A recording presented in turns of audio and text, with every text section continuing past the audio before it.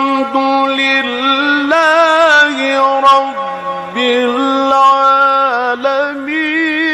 الرحمن الرحيم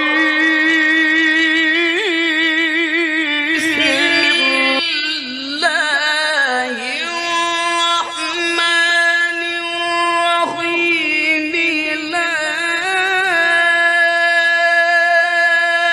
أقسم بهذا البلد وأنت حل بهذا البلد وكذلك مكنا ليوسف في الأرض يتبوأ منها حيث يشاء نصيب برحمتنا من نشاء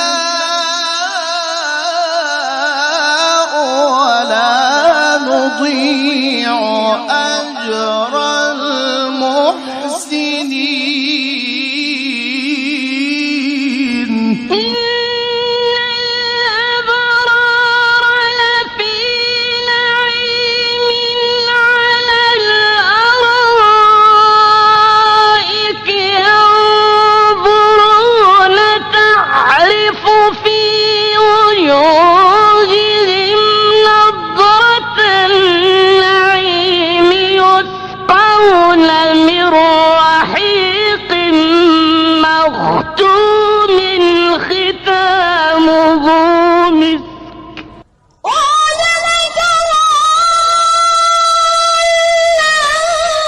فهدى ووجدك عائلا فأغنى أفلا يتدبرون القرآن ولو كان من عند غير الله لوجدوا فيه اختلافا كثيرا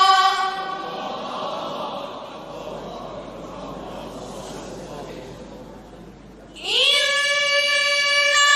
هذا القرآن يهدي للتي هي أقوم ويبشر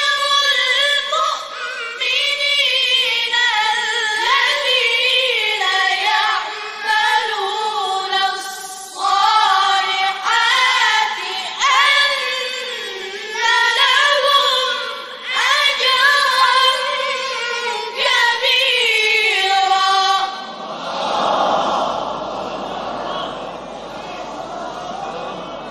صدق الله العلي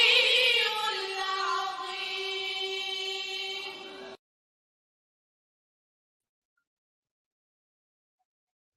Selamünaleyküm değerli izleyicilerimiz. Murat TV'den hayırlı akşamlar. Bir tefsir dersi programıyla daha huzurunuzdayız. Bu dersimizde bir önceki dersimizde İnşirah suresini işlemiştik. Birinci bölümünde. Şimdi bu dersin ikinci bölümünü bugün huzurunuzda yayınlayacağız. Değerli hocam buradadır. Kendisini davet edeyim. Değerli hocam hoş geldiniz. Selamun Aleyküm ve Rahmetullah. Hoş bulduk. Nasılsınız hocam? Nasılsınız? İyisiniz. Sağ olun. Teşekkürler. Biz iyiyiz. Sizlerden ne haber? Artık yeni sezon programlarımıza hız veriyoruz inşallah. Evet. Sık sık sizi davet edeceğiz, rahatsız edeceğiz. Teşekkür ediyoruz. Zahmet ediyorsunuz. Evet, Türkiye'nin dağlarında, ovalarından iyi enerji aldık yani. Evli çalışmalarınıza devam ediyorsunuz. Allah razı olsun. Sağ olun. Burada Sağ da olun. bu Murat TV programlarında sizi sık sık misafir edeceğiz inşallah.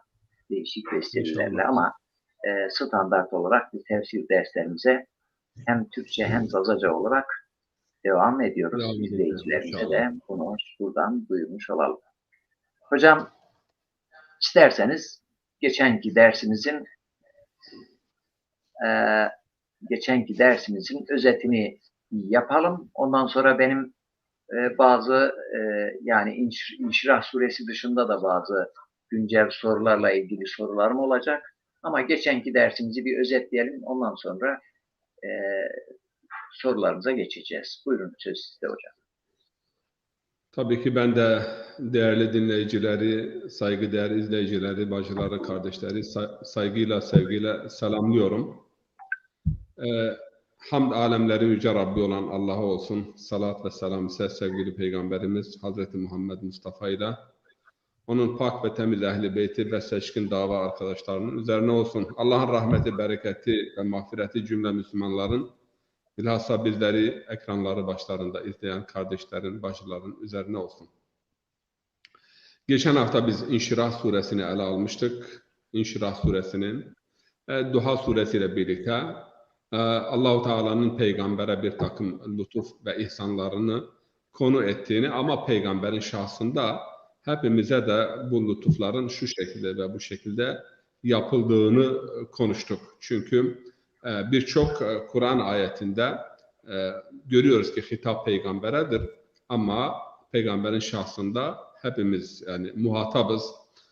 Aynı şekilde İnşirah suresi de yani kalbin ve göğsün açılması meselesiyle başladığını, göğsün açılmasının 3 ana anlamının olduğunu söylemiştik. Bunlardan birisi yani idrak etme, anlama yönünde göğsün açılması. İkinci anlamıyla ise tahammül gücünün artması, yani insanın göğsü açıldığı oranda tahammül gücü açılmış oluyor. İnsanlığa önder olacak kişinin tabii ki göğsünün tüm göğüslerden daha geniş ve daha açılmış olması lazım. Üçüncü bir husus da açılmış olan gönül ve kalp ile insan fizik ötesine dahi göz atabilir, görebilir. Yani mana alemine nüfuz edebilir. Buna da biz örnek vermiştik. Öte yandan Kur'an-ı Kerim'den bazı ayetlerle şerh-i sadr, yani başlı başına bir kavramdır. Bunu izah etmeye Hz. Musa'nın şerh-i sadr talebine değinmiş ve bir dua cümlesi olarak konuşmalarımızda, hitabelerimizde biz de hep bu peygamberi takliden Yüce Allah'tan göğüs genişliğinin, efendime söyleyeyim, ilmin artması, fehmin artması, bir belagat esasında hediye edilmesini Yüce Allah'tan talep ediyoruz. Öte yandan küfre ve imana açılması söz konusu ediliyor. Kur'an-ı Kerim'de yani göğsünü küfre açanlar iman ettikten sonra Allah'ın gadebine uğramışlardır. Ama göğsü imana açılmış bir kimse bir nur üzerinedir ve göğsü daralmış olanlardan Allah-u Teala bahsediyor. Gönlü açılmış olanlardan bahsediyor. Bunları izah ettik ve bazı şiirlerle biz bu konuyu perçinledik.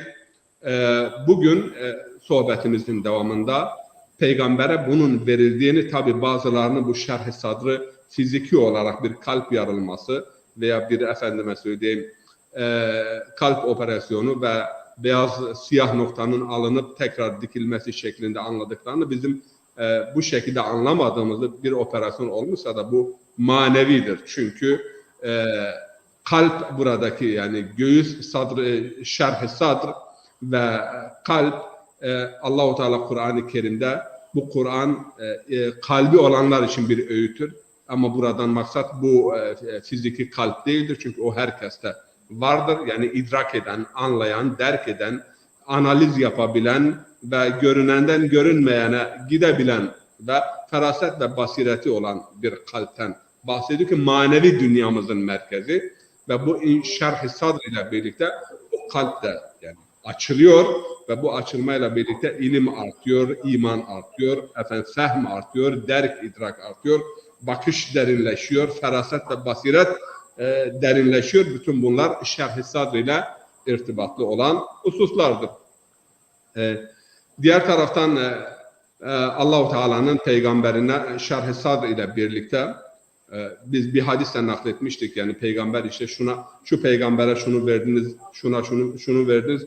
Bana Allah-u Teala da Duha suresinde ve İnşirah suresinde sana da şunları verdim. Tabii ki İnşirah suresini tam iyi anlayabilmek için Müzzemmil suresinin ilk ayetlerini, Müddessir suresinde ilk ayetlerini bilmek lazım, haberdar olmak lazım. Çünkü bunlar birbirlerini bütünleyen, peygamberin şahsında tamamlayan bir mübelli, bir dava adamı, bir fikir adamı, bir alimin de tabii ki bilmesi ve bu durumlara maruz kalması söz konusudur.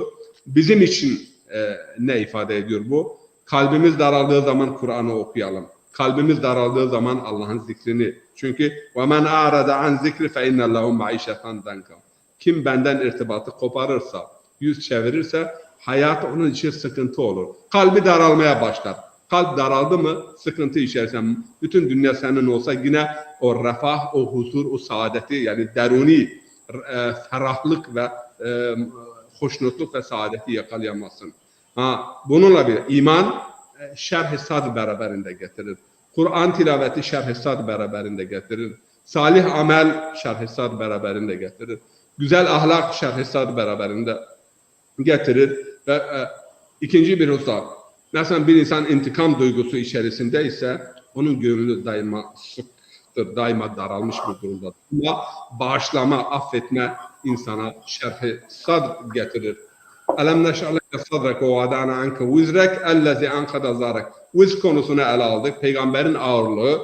Peygamberin ağırlığı nedir? İnne senulki aleyke kavlen sakile. Ağır sözler senin üzerine verilmiştir. Peygamberlik yükümlülüğü ve insanların hidayet yükü. Bütün bunlar bu ağırlık ama Şerh-i Sadr ile birlikte bu yük hafifleşiyor.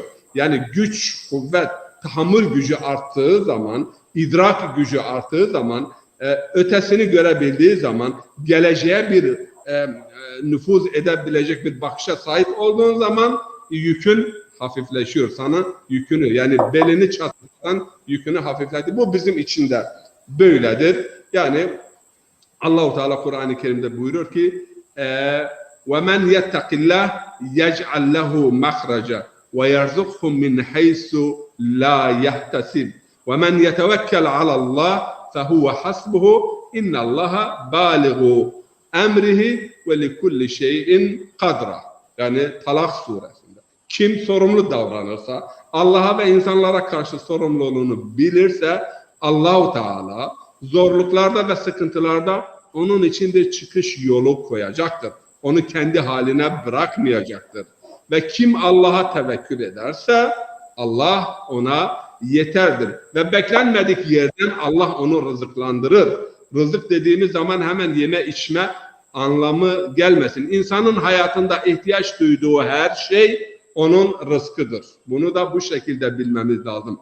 İlim rızıktır, irfan rızıktır, para rızıktır. Yani kim neden yoksun ise onun yetimidir ve o onun rızkıdır.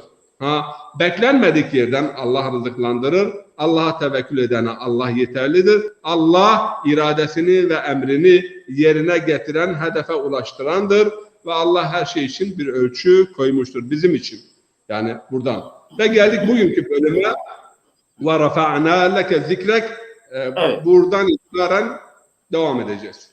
Buyurun. Hocam tam böyle noktaya getirdiniz. Ben geçenlerde bu surenin mealini Elmalı'dan baktım. Burada hiç dikkatinizi çekti mi?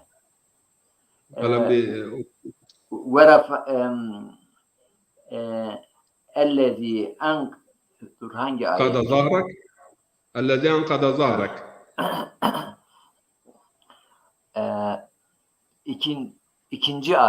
İkinci ayetin tefsirini yaparken وَوَضَعْنَا عَنْكَ vizrek. Onun tefsirini şöyle yapmış. Ve indirmedik mi senden o bağrını Sazaca'da kullanıyoruz. O dikkatimizi çekti.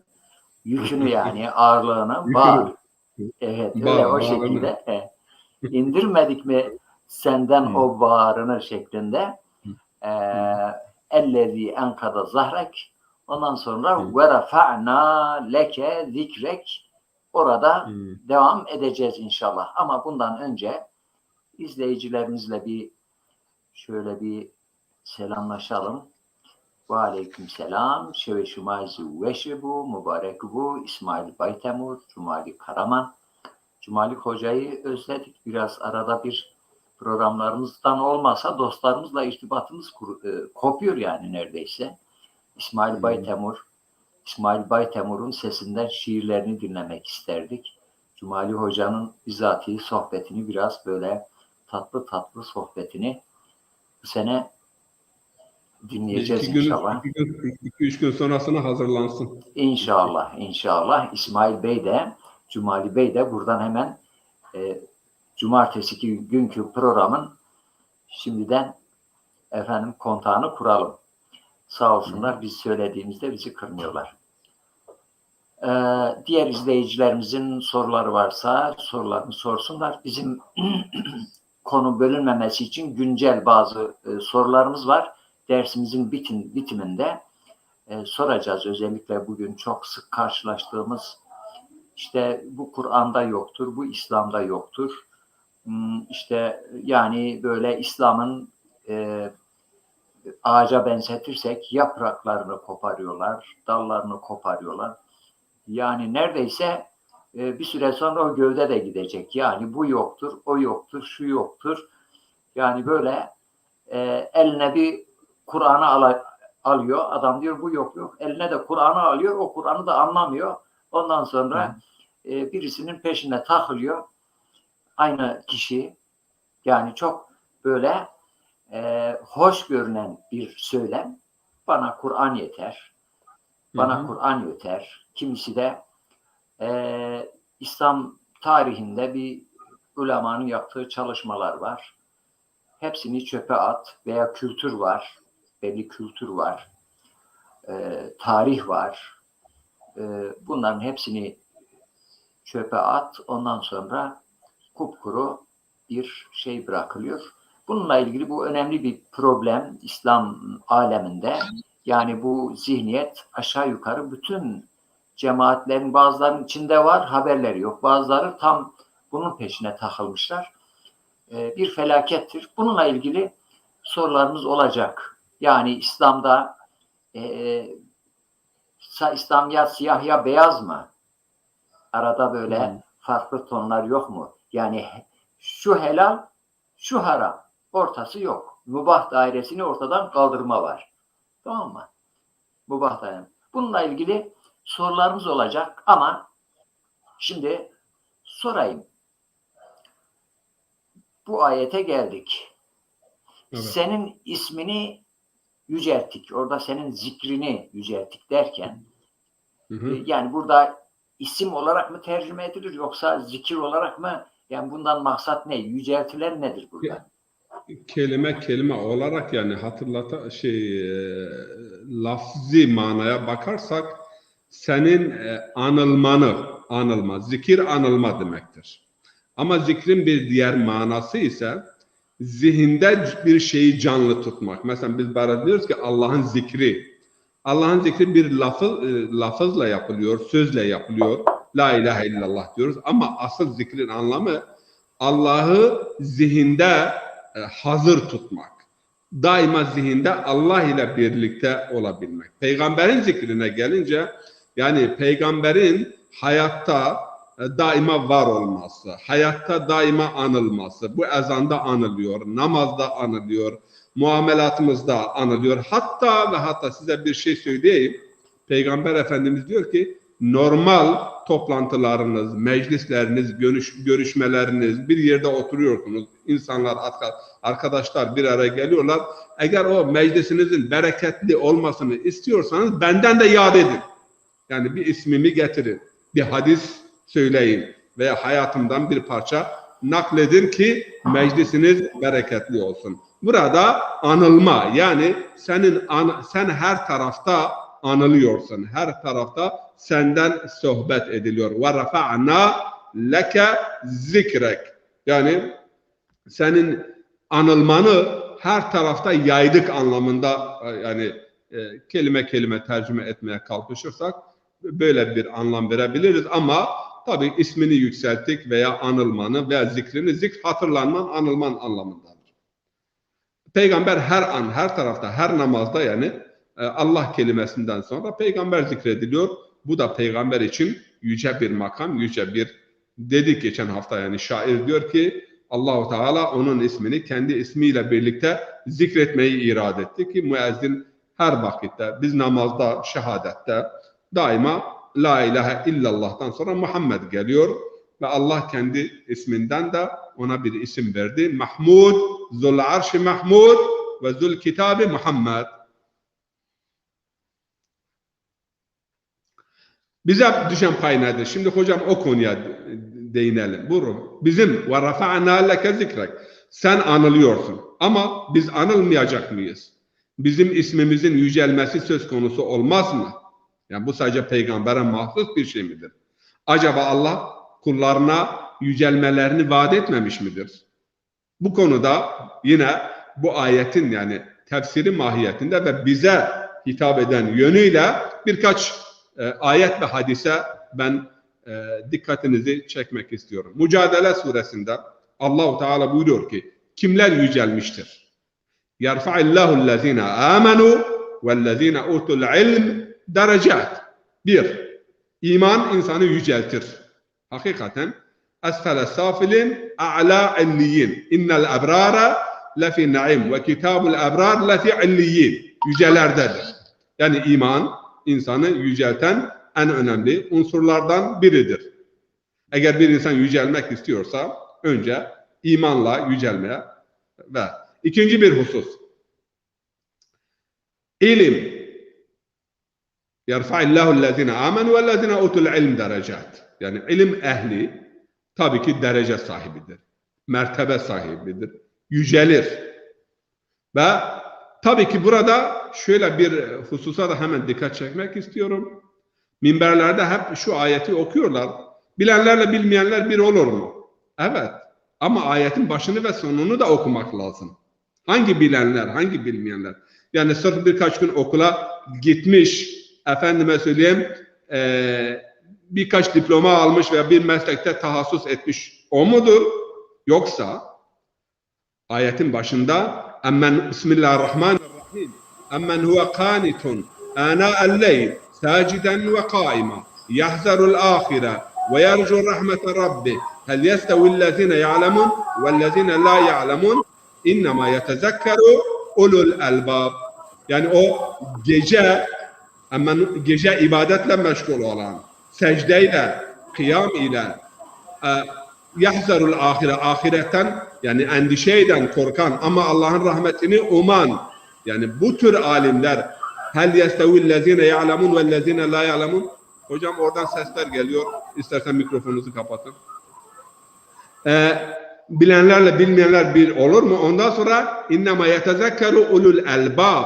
Yani o akıl sahipleri, zikir sahipleri, hatırlayan, Allah ile irtibat içerisinde olan ve peygamberiyle irtibat içerisinde olan alim, o alimle bilenle bilmeyen bir olmaz. Yoksa salt işte bilenle bilmeyen bir olmaz.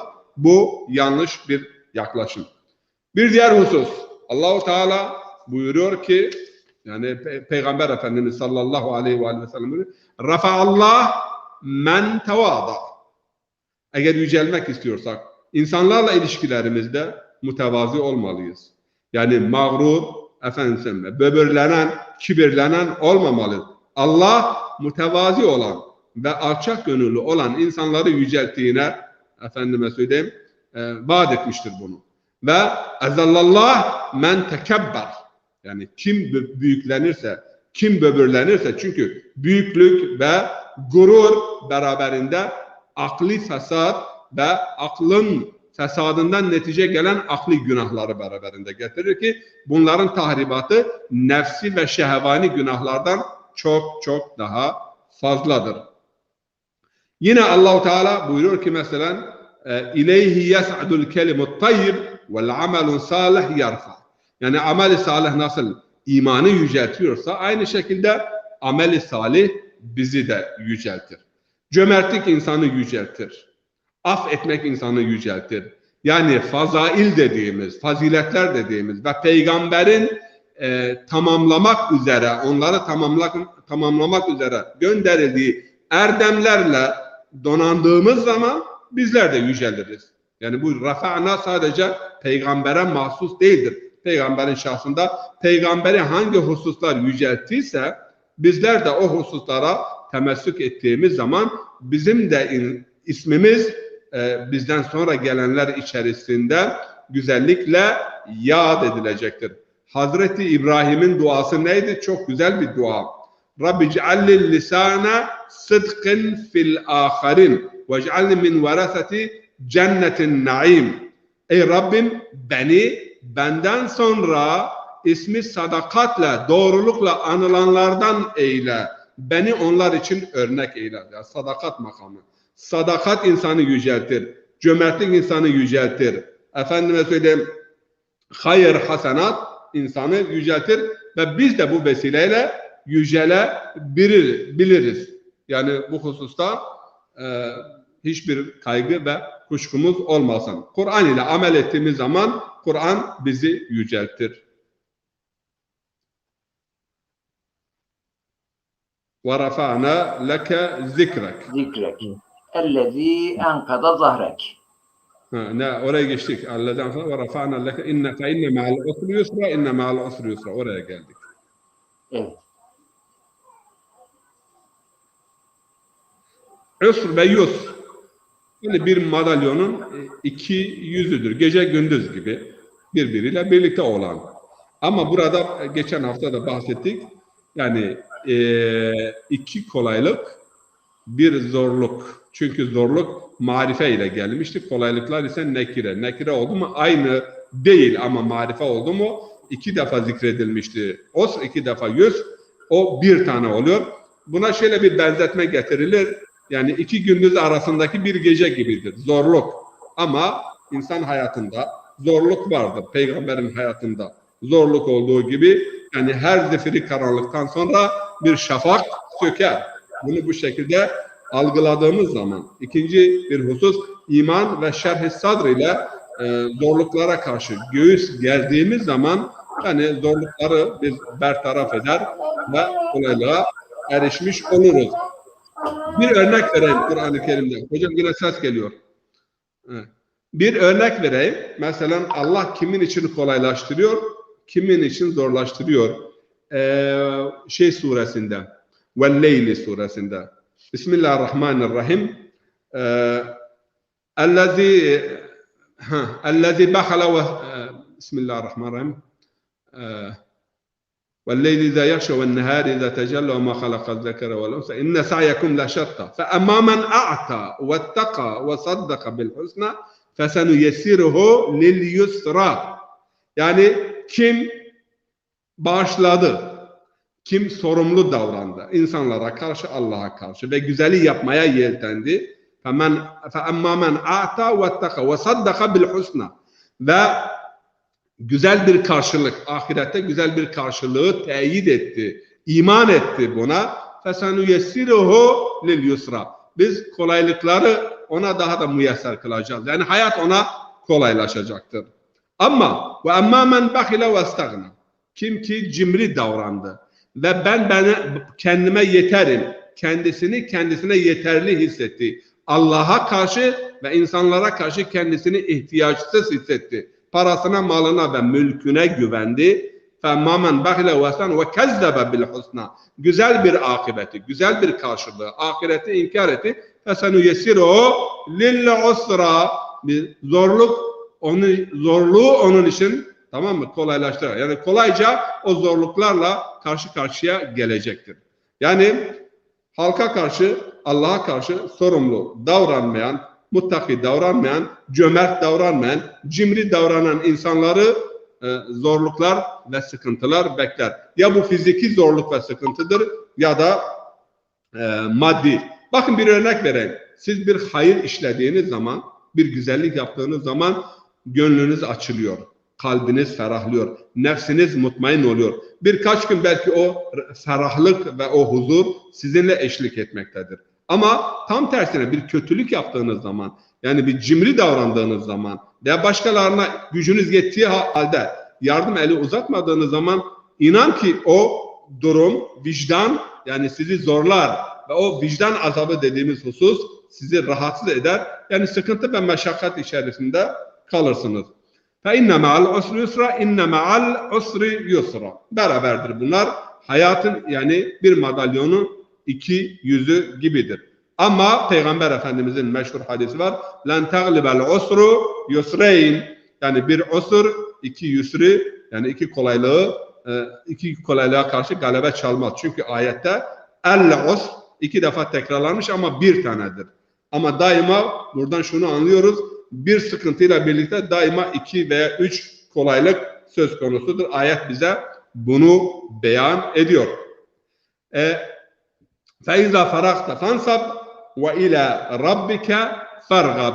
Yani bu sen işlerini, vecibelerini, görevini yerine getirdikten sonra ve bundan yani farık olduktan sonra, kurtulduktan sonra veya Rabbine yönel. Bu konuda çok fazla yorumlar yapılmıştır. Günlük işler denilmiştir, günlük namaz denilmiştir, dini vecibeler denilmiştir.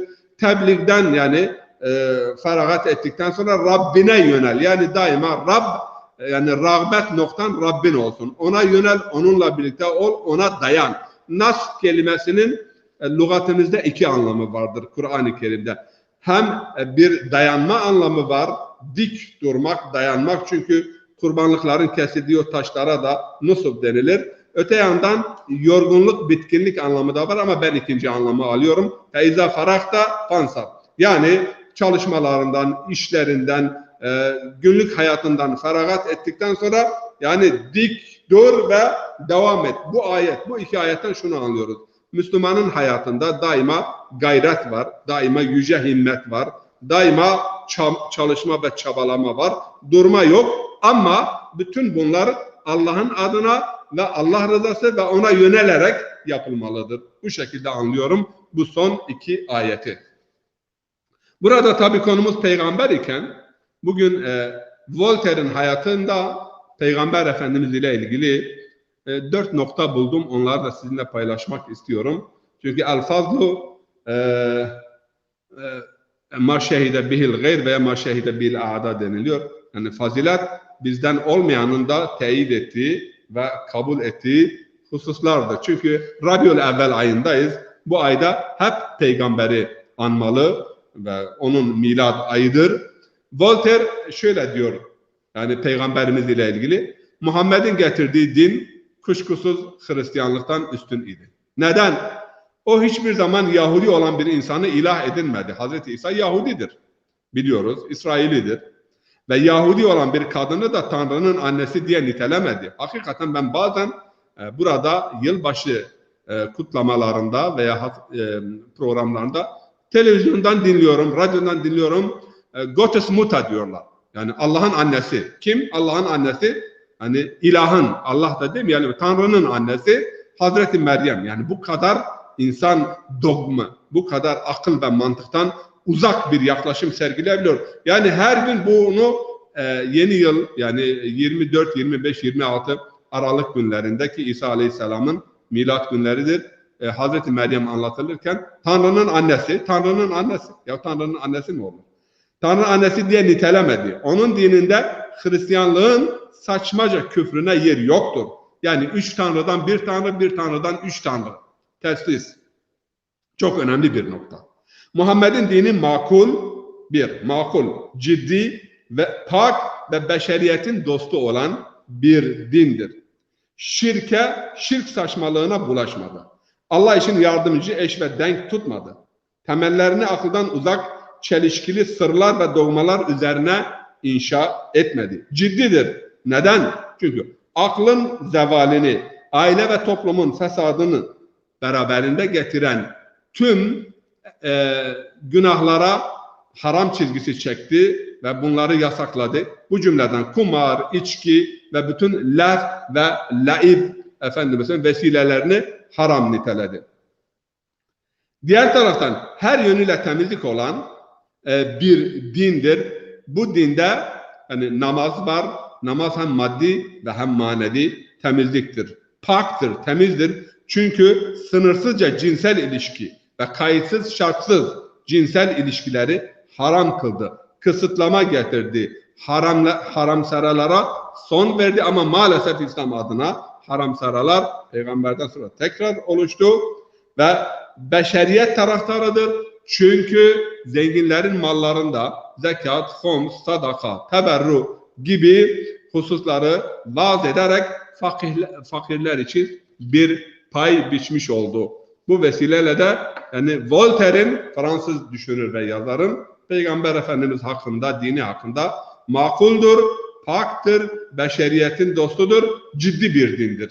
Tabii ki bu başlıkları aşmamız pekala mümkün. Evet hocam, tefsirimizin sonuna geldik. Bir şiirle ben İnşirah suresini bitiriyorum. Çünkü bu şiirin kalplerimizin, kulaklarımızın ve gözlerimizin nasıl açılacağı ve gaybi veya gaybden nasıl bir koku alabileceğimizi bize anlatıyor. Çarx zir pay ar ey şuca bişnuvez fawq felek bang sema. Dünya ve maddeyi ayaklar altına al ki yukarı feleklerden sen sema yani cuşu huruş cümbüşü, meleklerin cümbüşünü, zikrini, tesbihini işitebilesin. Feleğin üstündeki nameleri dinleyebilesin. Pembe vesvas birun kun ziguş tab guşit ayet az gerdun kuruş. Vesveseler, şüphe ve kuşku pamuğunu kulağından çıkar ki semavattaki cuşu huruşu işitebilesin, oradaki cümbüşü. Pak kundu çeşme azmuye ayb yani namahreme bakarak, harama bakarak bu aybı gözlerinden bertaraf eyle ki tabibini bağ-ı servistan-ı gayb. O zaman cennet bahçelerini ve gayb servistanını yani bahçelerini ve bağlarını görebilesin. Dafkun az mağzu az bini zukam ta ki rihallah ayet der meşam. Yani beyninden ve burnundan nezleyi, günah nezlesini bertaraf eyle ki rihullah yani Allah'ın kokusu alabilesin ve bu kokuyu istişmam edebilesin. Her halükarda günah insanı alçaltır, hasenat ve salihat insanı yükseltir. Allah yani salihat ve imanla ve salih amelle, ilimle, irfanla bizleri ve cümlemizi yüceltsin. Esfel-i safilinden bizi muhafaza eylesin. Yani illiyinlerden eylesin, yücelerde olanlardan eylesin. Evet, tefsirimize burada son veriyoruz. Sorunuz Evet, varsa hocam. şimdi alayım. Teşekkür ederiz. Dilinize, yüreğimize sağlık. Şimdi demin de sizin de belirttiğiniz gibi bu Hazreti Peygamber sallallahu aleyhi ve sellemin doğumunun yıl dönümünün bulunduğu günlerdeyiz. Bu hafta, bu ay, bu Hazreti Peygamber'in dünyaya şeref verdiği günlerin yıl dönümüdür. Ama bu yıl dönümünü, Hazreti Peygamber'in doğumunu gölgede bırakmak amacıyla Mevlid bahane edilerek Hazreti Peygamber sallallahu aleyhi ve sellemin Müslümanlar tarafından tanınması amacıyla yapılan programlara, tanıtımlara, çalışmalara gölge düşürmek isteyenler vardır yıllardan beri. Yani bu yeni değil. Ben 60 küsur yaşındayım.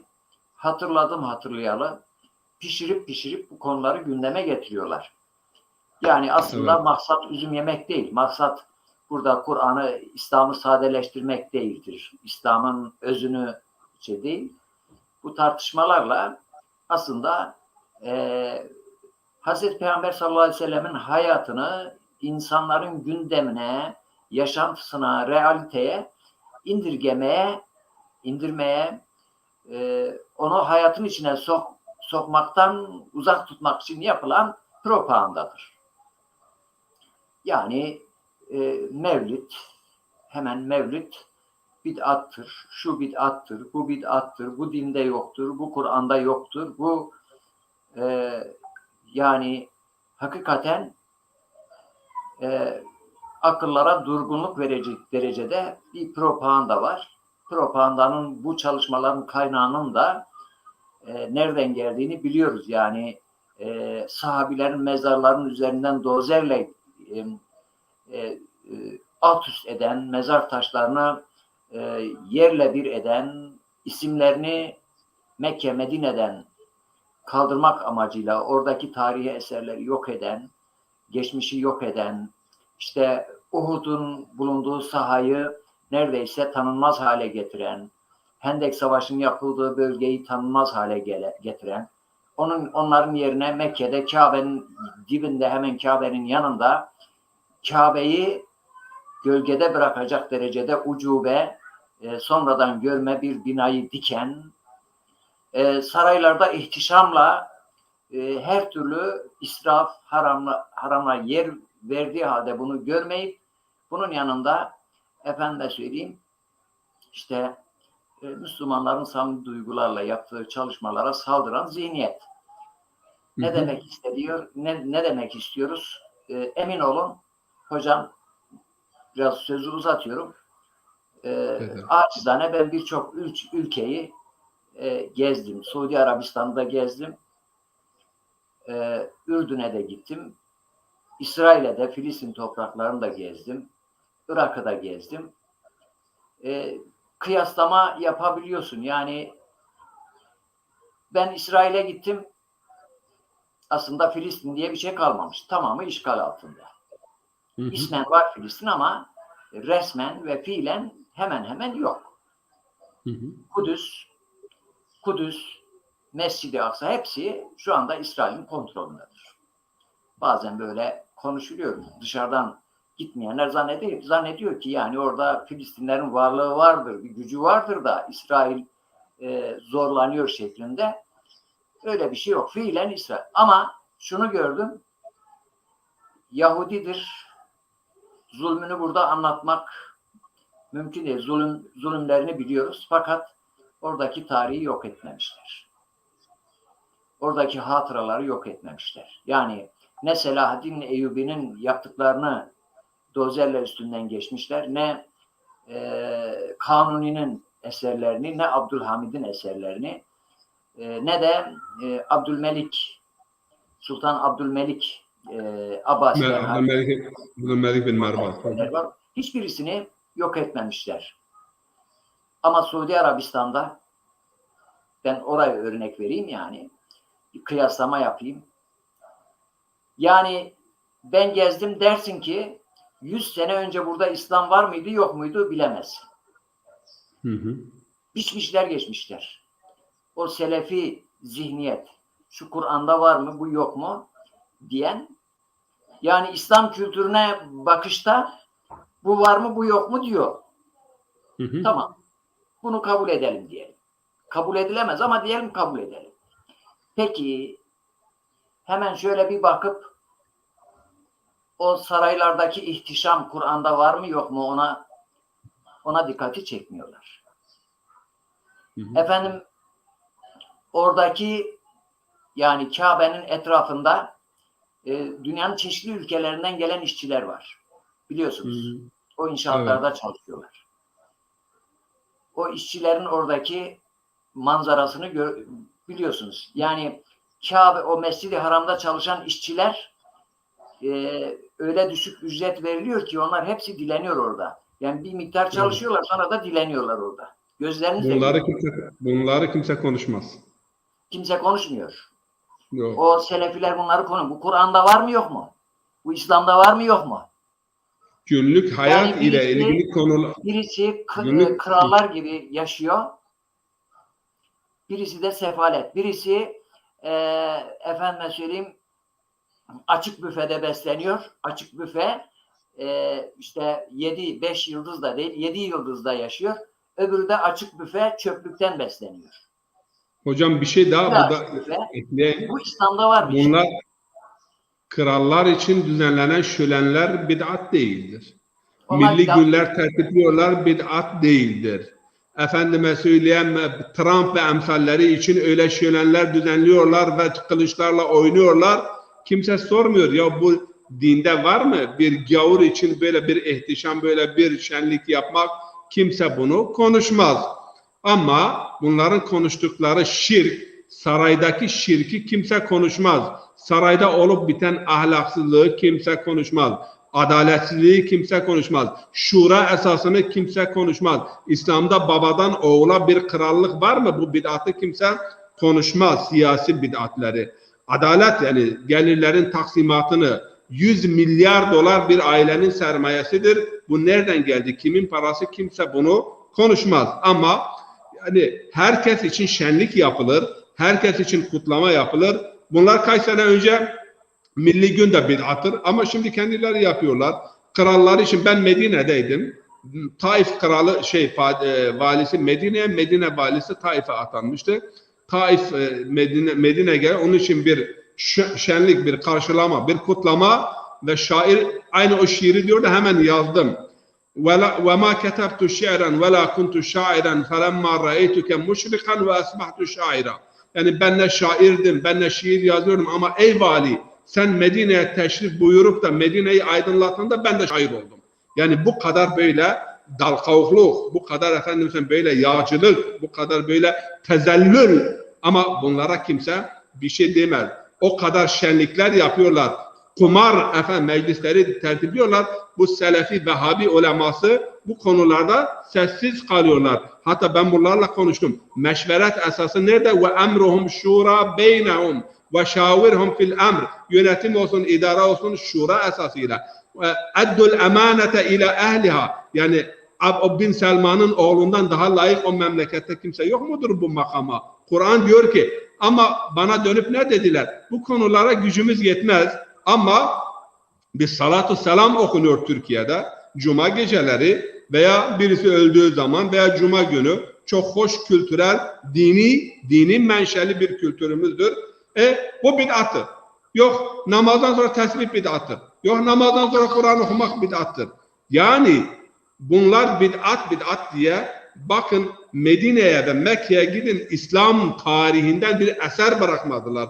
Bütün bunlar kasıtlı olarak yapılıyor. Bu ümmet henüz de yani yatmış durumda. İnan ki yani diyorlar bir insan adamın biri kalp krizi geçirmişti. Doktor geldi başına, dedi ki morga atın, soğuk depoya, ölmüş gitmiş. Adam dedi ölmemişim, ben hayattayım. Ya dedi yeni ölmüşsün, senin haberin yok senden. Şimdi bunlar İslam kültürünü, mirasını yok ettiler. Bir şey bırakmadılar bid'at adı altında. Bid'at ne demektir? Burada arkadaşlar bid'at imanın esaslarına ve ibadete bir şey sokmuş isen namaz 5 vakit 6'ya çıkardı mı bid'attır. Evet. Özür dilerim. Yani Buyurun. Araya bir şey daha söyleyeyim. Ondan sonra aynen kaldığımız yerden devam edelim. Buyurun. Bir örnek daha.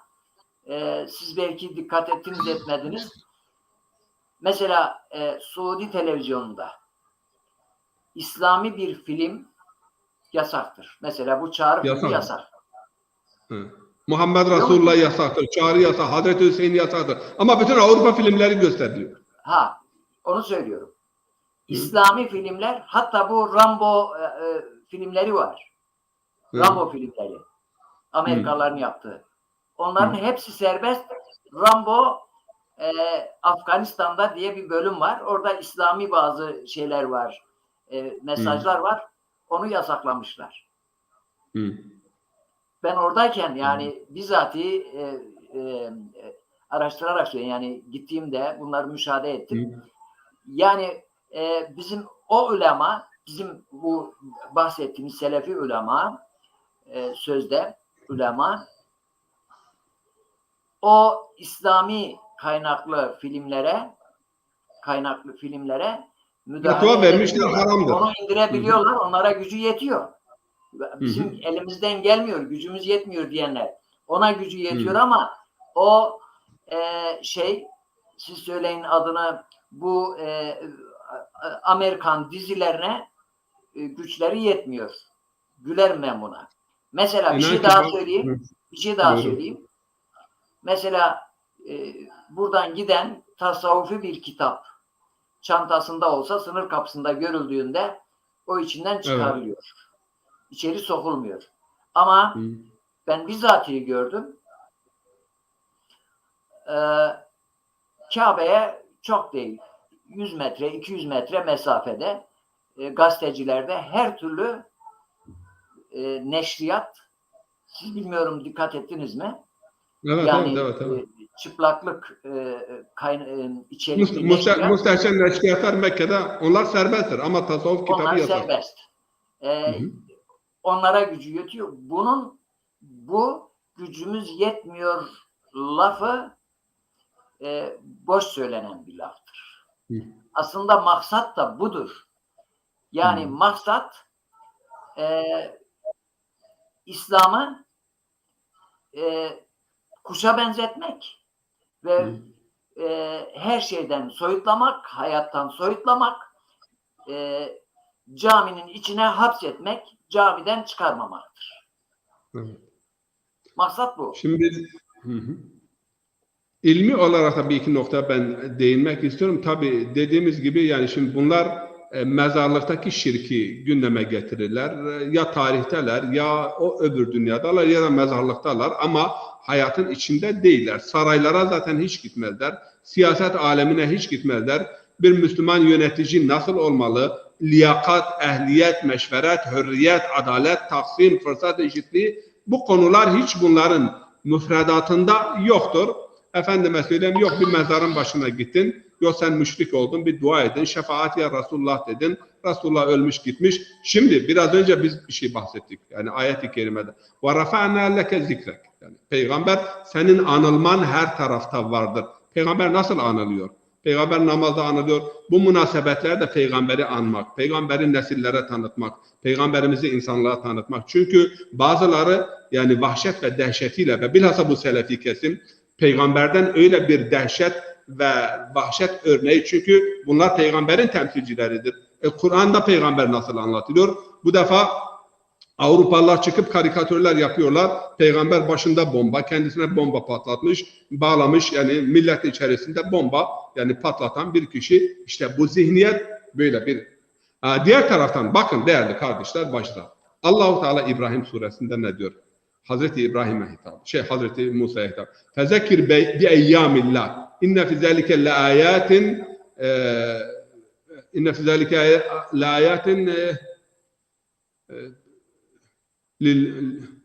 Bismillahirrahmanirrahim. Baştan okuyayım ayeti, yanlış olmasın. Ve lekad enzelna Musa bi ayatina en ahric kavmeke minez-zulumati ila nur. Fezekkir bi eyyamillah. İnne fi zalike laayatin li kavmin yeşkurun ve yasbirun olsa gerek, yani tam şimdi hatırlayamadım. Ama eyyamullah yani ilahi günleri. İlahi gün nedir? Peygamberin doğumu Allah adına yeryüzünde bir hadisenin, bir olayın şekillendiği gün ilahi gündür. Eyyamullah. Bütün günler Allah'a mahsustur. Ama bazı günlerde Allah adına çok büyük bir hadise şekillenmiştir. Peygamber Efendimizin miladı, hatm-ı mertebet ve Allah'ın son elçisinin doğduğu gün tabii ki Eyyamullah'tır. Bunun hatırlatılması lazım. Hatırlatılması lazım. Ve burada insanlara peygamberi tanıtmamız lazım bu vesileyle. Ve bu vesileyle şiirler okunur, kasideler okunur, peygamber yemekler verilir, inam yapılır. Bu dini kültürümüzün bir parçası. İkinci bir husus. Ayet-i kerimede Peygamber Efendimiz ya Ali İmran'da ya Nisa'da nimet olarak tanımlanmıştır. Ve yine ve emma bi ni'meti rabbike fehaddis. Yani Allah'ın nimeti hakkında konuşun. Peygamber bizim için en büyük nimettir. Ve Allah Kur'an-ı Kerim'de 2 yerde veya 3 yerde peygamberi nimet olarak tanımlamıştır. Ve bu nimet hakkında konuşun. Her fırsatta, her zamanda, her mekanda. Yani konuşmak lazım. Ya ben burada bakıyorum, bakın.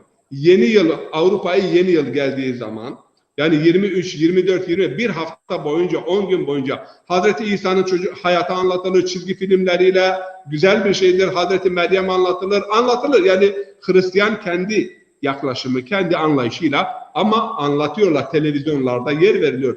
Ya şimdi peygamberin miladı veya bir yeni hicri yıl Yani bunlar bizim şairdir bizim için. Ve yine Kur'an-ı Kerim'den elimizde وَمَنْ يُعَزِّمْ شَعَائِرِ اللّٰهِ فَاِنَّهُمْ مِنْ تَقْوَ الْقُلُوبِ. Yani ilahi şiar, sembol hükmünde olan değerleri ihya etmek, bunları tazim etmek, bunları büyütmek bu kalbin takvasının bir neticesidir. Resulullah bu dinin en büyük sembolüdür. Ve bunu her yönüyle anlatmamız, ifade etmemiz. Bugün bir toplantımız vardı hocam. Bir Arnavut camisindeydik. Arnavut Müslümanlar da, bunlar da Mevlüt hususuna çok itina ve önem veriyorlar. Hocamız orada bu konu gündeme geldi. Dedi ki birkaç tane Vehhabi genç gelmişti geçenlerde yanıma bir Mevlüt münasebetiyle. Dedi ben Süleyman Çelebi'nin, onlar Süleyman Çelebi'nin Mevlüd'ü Alban yani Arnavutça'ya tercüme edilmiş, onu okuyorlar. Diyor açtım dedim gelin buraya oturun. Bu Mevlüd'ü bir açalım. Bakalım ya bu Mevlüt'te Allah'ın kelamına, peygamberin sözüne aykırı burada bir şey var mı? Söyleyin arkadaş hocam bak burada bu var. Bunu çıkar. Gelin bakalım beraber okuyalım.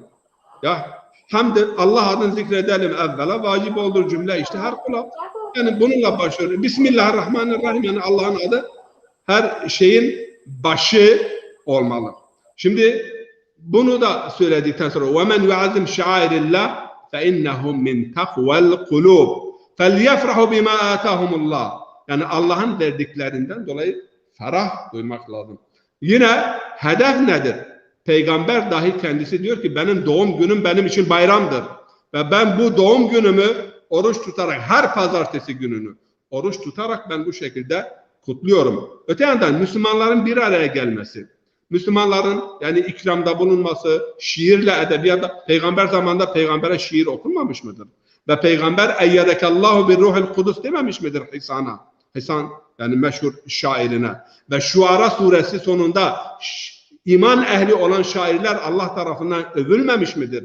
Yani bu iman ehli olan şairler kim için şiir söyler? Peygamber içindir, din içindir, Kur'an içindir, değerler içindir, ahlak içindir. Bunlar övülmemiştir. Açın yani Kur'an'ın son Şuara suresinin son bölümü. Diğer bir husus. İslam dini sadece iki renk değildir. İslam dini farklı farklı tonlardan meydana gelir. İslam'da bir mubah dairesi var. Bu belki hayatımızın %70'ini oluşturur. Spor bunun içindedir, düğünler bunun içindedir, sünnet merasimleri bunun içindedir, kutlamalar bunun içindedir. Ama yani bir harama fırsat vermeyecek şekilde bütün bu etkinlikler. Yok, peygamber bunu yapmadı. Tarihe baktığımız zaman peygamber karpuz yemedi, bilmiyoruz nasıl yedi, biz karpuz yemiyoruz. Yok peygamber bu şekilde bir entari gidi. Yok peygamber hatta bir zamanlar Umman'da, diğer yerlerde, Maskat'ta yani sadece yabancı elçiliklerinin bulunduğu yerlere asvat çekiyorlardı. Asvat bid'attır. Peygamber asvattan gitmedi. Peygamber Efendimiz yok bu puttur, yok bu robot, yok resim, müzik haramdır, resim haramdır, sanat haramdır, sinema haramdır. Ama bütün Arap televizyonlarda en müstehcen Batı filmleri oynuyor. Çünkü bunlar geldiler bu selefiler bu dine öyle bir darbe vurdular ki. Yani sanatı öldürdüler, müziği öldürdüler, edebiyatı öldürdüler. Felsefe haramdır, mantık haramdır, müzik haramdır, şu haramdır, bu haramdır diye. Yok bu şekildir. Robotlar şimdi dünya robot dünyası oldu. Fabrikalar robotlarla çalışıyor. O robot aynı insan gibi hareket ediyor. Bak bunlar bu yasaktır, şu yasaktır.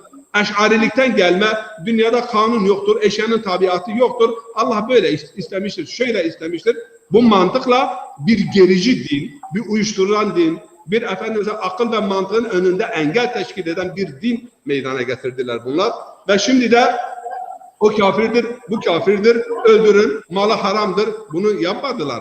Efendim kadın pazarları kurmadılar. Cariye pazarları 2021 yılında, 20 yılında, 19 yılında henüz bunlar yani satmıyorlar ama henüz bir sürü Yezidi kadın ve kız bu efendime söyleyeyim sapıkların elindedir. Ve bazıları da bazı hocalar da bilmiyorlar. Ali Saud ne yapmak istiyor? İslam'ın köküne, temeline dinamit koymuş. Bunlar da bando takımı gibi. Kur'an'da bu yok. Kur'an'da şu yok. Kur'an'da bu saraylar mı vardı? Kur'an'da bu şatafat mı vardı? Kur'an'da krallık mı vardı? Kur'an'da efendime söyleyeyim Amerika'nın himayesine girmek mi vardır? Trump diyordu ben olmasam 15 gün siz o kürsülerde kalamazsınız. Kimse bunları tartışmaz. Ama şimdi fıkra uydurmuşlar. Diyorlar Ramazan ayında nasıl ki şeytanın eli ve kolu bağlı, ağzı bağlıysa Rabiul Evvel ayında da Vehhabilerin eli kolu ağzı bağlı olur. Peygamber hakkında bir kelime konuşmazlar. Bir şey söylemezler yani. Ağızları bağlı, konuşmazlar. Nedir bu? Hocam evet, özür buyurun. dilerim. Bir sorumuz daha var. Buyurun.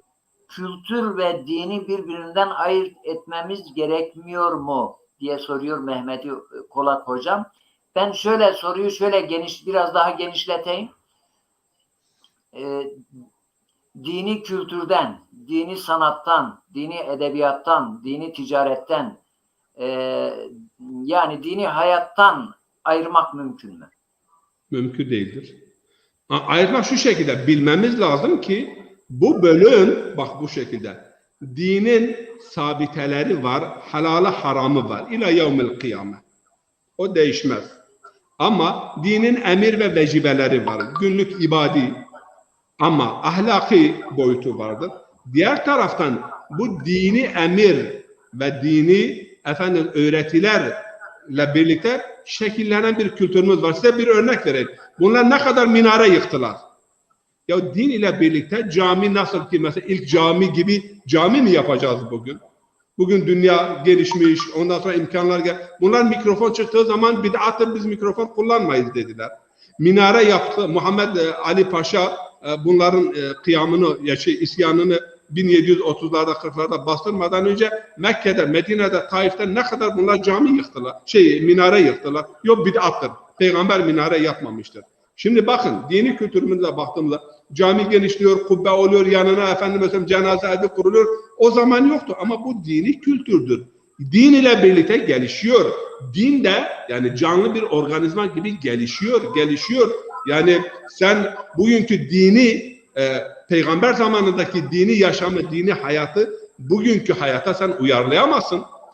Mikrofonundan tutun, minberinden tutun, mihrabından tutun, kaloriferinden tutun. Yani bu imkanlar şimdi peygamber kalorifer mi kullandı camide? Ya böyle saçma bir şey olmaz.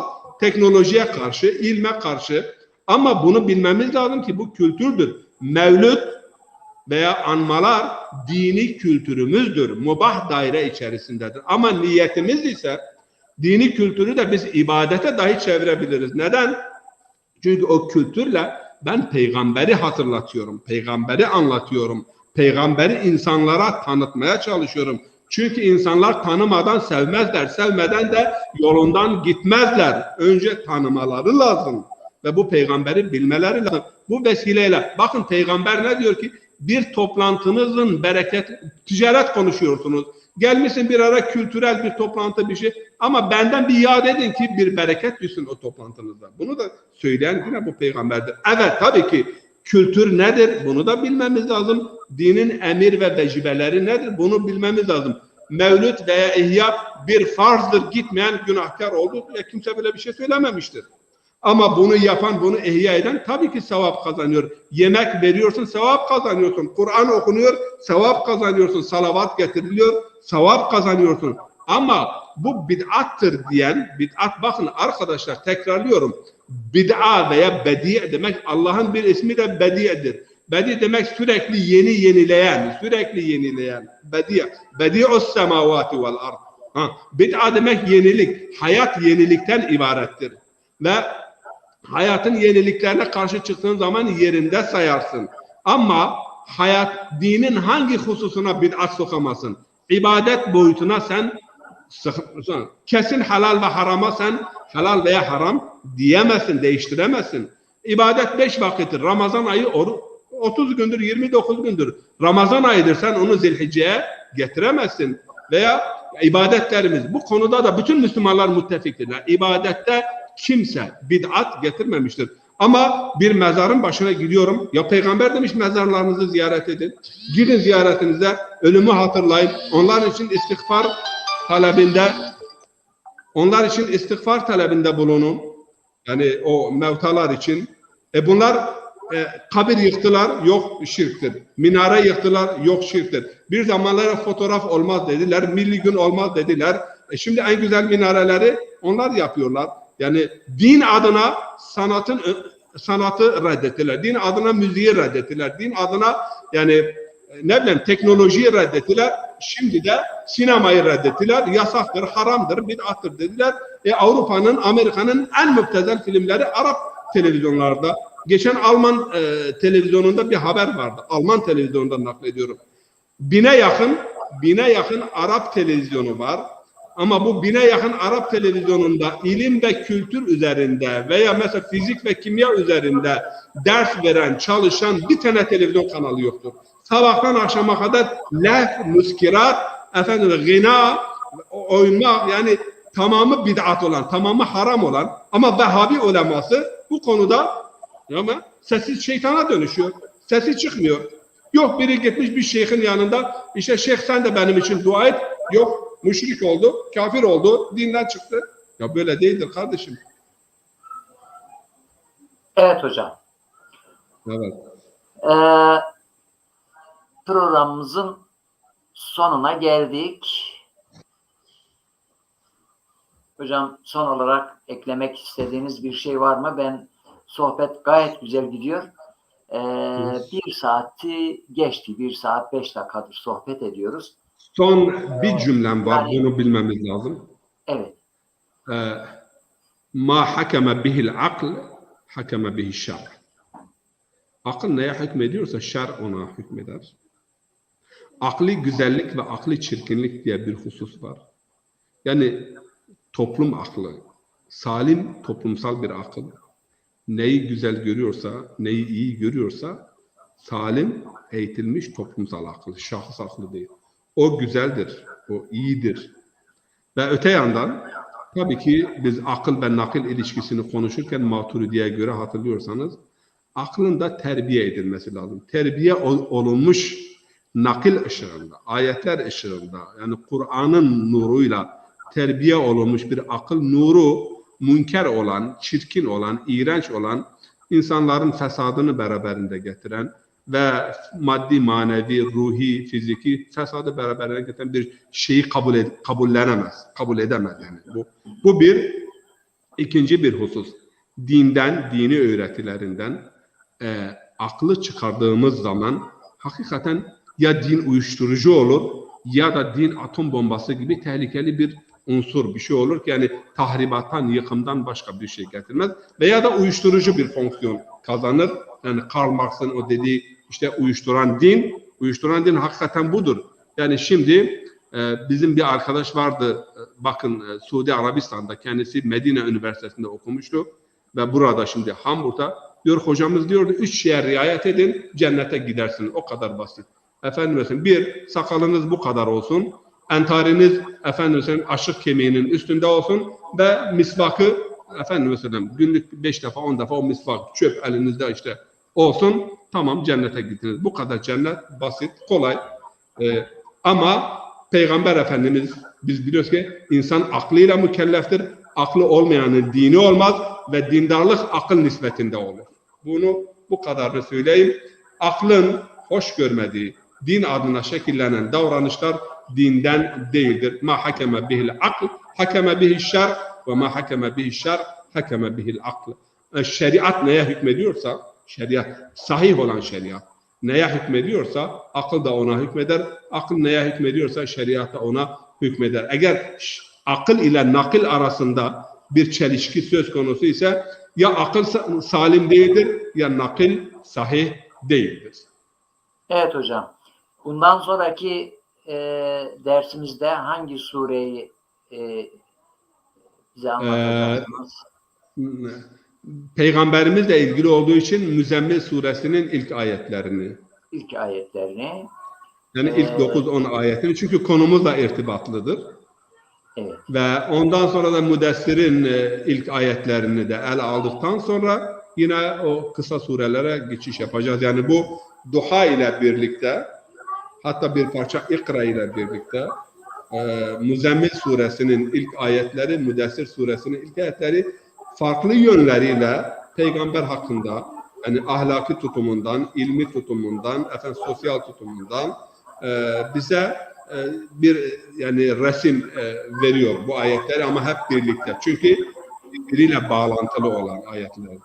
Evet, Muzzemmil suresine çalışalım diyorsunuz. Müzzemmil suresine çalışalım inşallah. Ee, İlk ayetlerini. Yani evet, ilk bu 19-10 ayetini.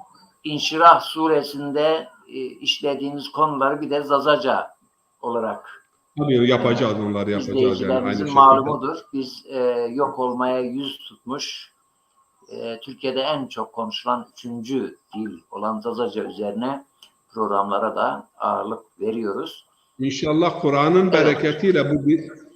bereketiyle bu dilimiz inşallah ihya olsun. Yani biz Zazaca program yapıyoruz. Hem dilimiz unutulmasın hem de Kur'an bu dil için bir bereket vesilesi olsun. Nasıl ki İnşallah. Arapçayı Kur'an ihya etti. Kur'an olmasaydı belki bugün Arapça olmazdı. Bunu bilmemiz lazım.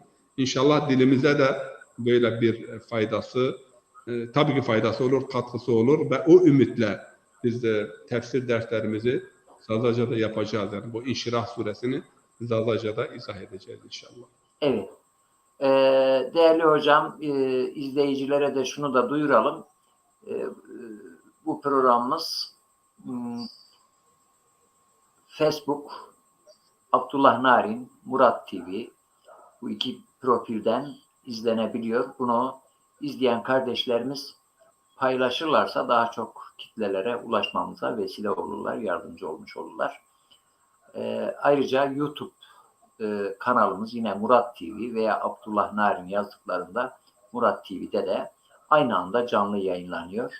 Twitter'dan yine aynı profilde, Periskop'tan yine aynı profilde yayınlanıyor.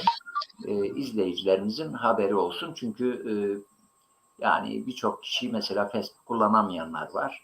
Kullanmayanlar var. Facebook hesabı olmayanlar var. Bu diğer sosyal platformlarda da, diğer aplikasyonlarda da izlenebiliyor programımız.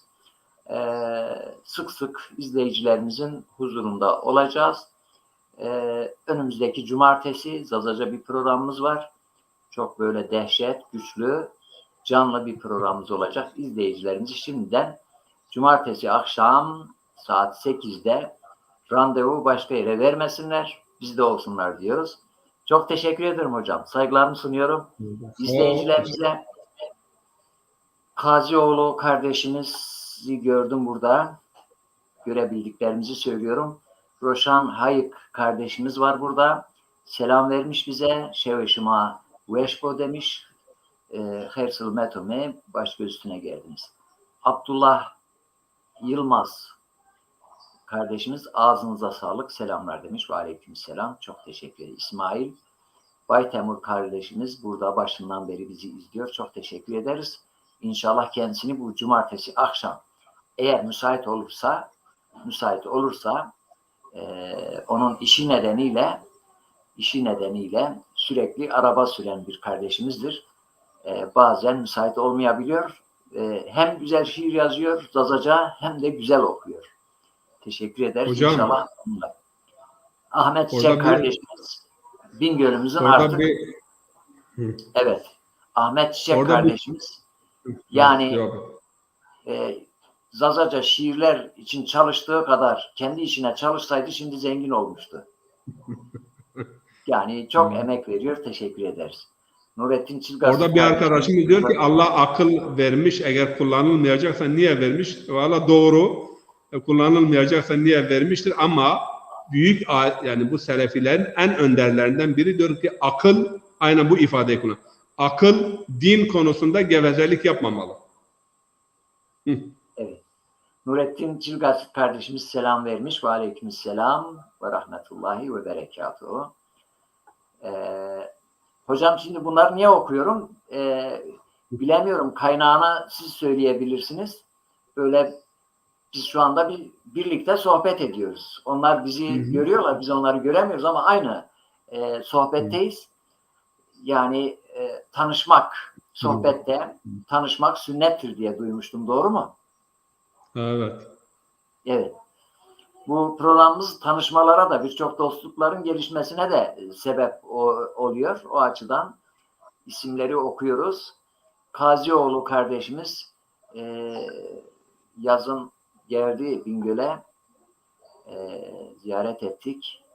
hoş sohbet. Teşekkür ederiz. Mehmet Acet kardeşimiz yine selam vermiş. Kazioğlu kardeşimiz selam vermiş. Ve aleykümselam.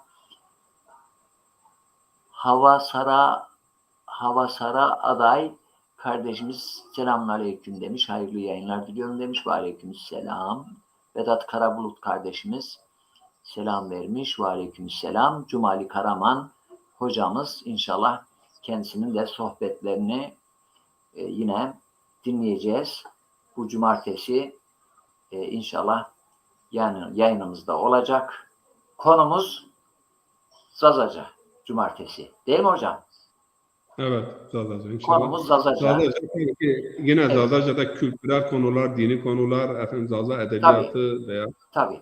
Zaza söylemleri, sözleri. Yani dil zaten konuşulmayınca dil ancak konuşularak yaşatılır. Biz de Zazaca derken yani Zaza diye tekrar etmenin bu dile bir katkısı olmaz. Ama bu dili konuşarak, edebiyatta kullanarak, şiirde, edebiyatta kullanarak, dini literatürde kullanarak, sanatta kullanarak ancak bu dili normal hayatımızda, aile içinde kullanarak yaşatabiliriz diyoruz. Evet hocam, söylenecek çok şey var. Böyle tatlı bırakalım, yerinde bırakalım. Herkese hayırlı akşamlar. Allah'a emanet olun.